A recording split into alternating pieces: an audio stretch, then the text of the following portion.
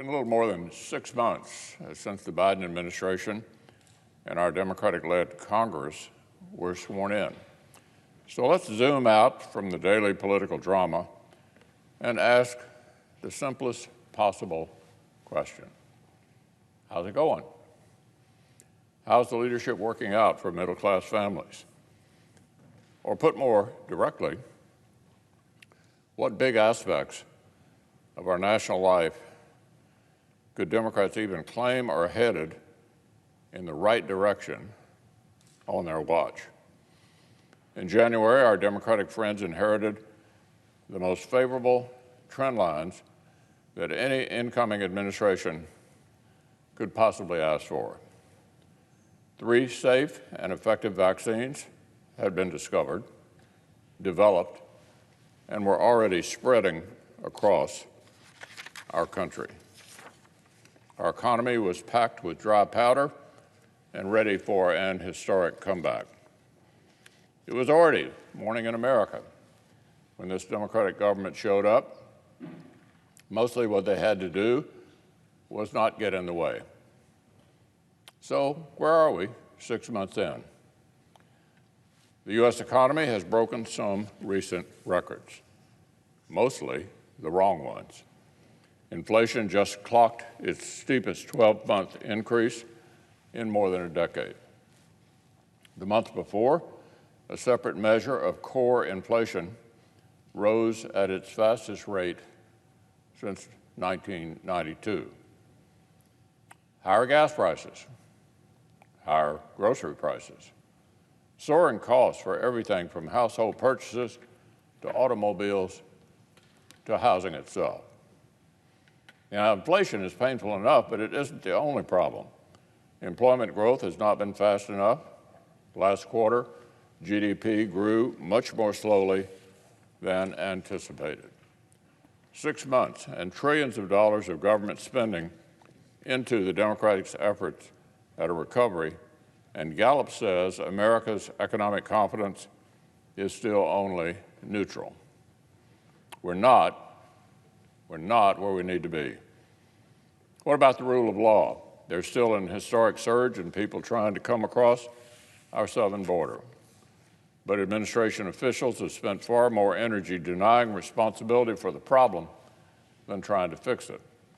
Catch and release is still the name of the game.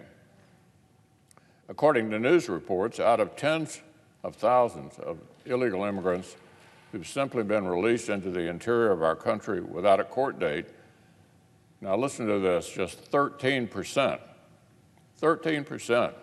have shown up at their mandatory meeting with ICE afterwards. So the border is functionally open, especially absurd at a time when many leaders are asking American citizens to step up various COVID precautions. Not much testing, social distancing, or mask wearing is happening in the Rio Grande Valley. Meanwhile, a surge in violent crime, including record-breaking murders in many places, has too many citizens afraid of their own city streets. Perhaps our Democratic friends think foreign policy is going well. I sure wish it were. The president's rush pullback from Afghanistan has left our friends and partners in the lurch and rolled out a red carpet for a Taliban takeover that is already underway. Its approach to Iran appears to be promising big concessions to our adversary for no reason, even as their terrorist proxies continue to attack U.S., Israeli, and Arab interests all across the region. While I appreciate the administration's tough talk on Russia and China, those words ring hollow when they fail to impose real consequences on cyber attacks and propose to cut our defense spending after inflation. So what about COVID-19 itself? Certainly the pandemic is not the fault of any administration or any political party. But this administration boasted with great confidence they had a playbook that was guaranteed to crush the virus. They've continued to roll out the vaccines the prior administration developed, and for that they certainly deserve some credit. But especially recently, Americans have received far too many mixed messages and muddied communications about masks, vaccines, and what risks remain and for whom. Meanwhile, the Democrats' allies and the teachers' unions continue to speculate publicly that perhaps schools may not remain open this fall after all. They're flirting with another lost year for our kids. Even when there are safe and effective vaccines that can reduce adults' risk of grave illness to almost nil, and when we know that mercifully this virus has mostly spared children from serious illness the whole time. So look, everyone is rooting for America. Everyone is rooting for the recovery that middle-class families deserve. But that is not what Democrats' decisions and policies are delivering. No wonder America's optimism has been in free fall the last few months. One survey found that a majority, 55%, are pessimistic about where the country is headed in the coming year. That pessimism has increased almost 20 percentage points since just this spring. The soul of America has not been restored. It is anxious. It is uneasy. And in too many cases, the more the Democrats' policies have taken effect, the more problems American families have faced.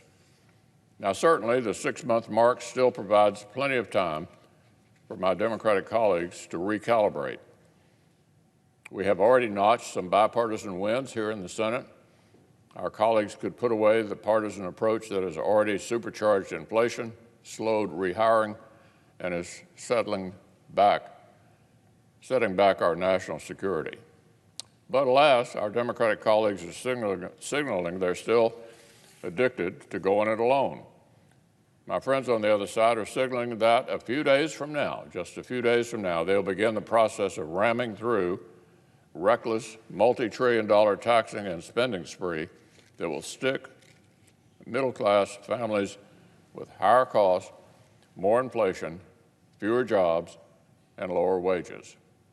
It's not the strategy that will turn around Democrats' lackluster report card. It will do just the opposite. It almost seems designed to make every problem that families are facing considerably worse. It would meet significant inflation with another massive avalanche of printing and borrowing. It would hammer a tenuous economic recovery with historic tax hikes and job-killing Green New Deal regulations. It would, for some reason, respond to a live border crisis with a big amnesty to lure even more people here illegally. No working American in Kentucky or anyone else would look at a plan like this and get on board. And neither will, Mr. President, a single Republican. If Washington Democrats really want to take the remarkable head start they inherited at the dawn of this recovery year and squander it through bad policy, they'll need to do it all alone.